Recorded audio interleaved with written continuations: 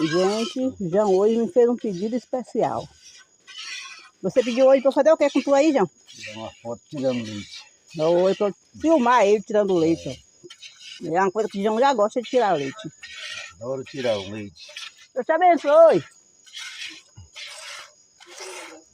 E aí, ó, ele pega esse leite e vende aqui pro pessoal da vizinhança, porque o povo sabe que é um leite puro.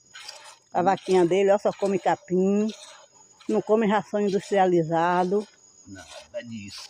Então, leite de primeira qualidade, né, João? É, primeira qualidade, lindo e maravilhoso. Desde quantos anos tu tinha quando tu começou a tirar leite, João? 12 anos. Aí, ó, João agora já tá sabido em tirar leite, porque sempre que ele já tira leite.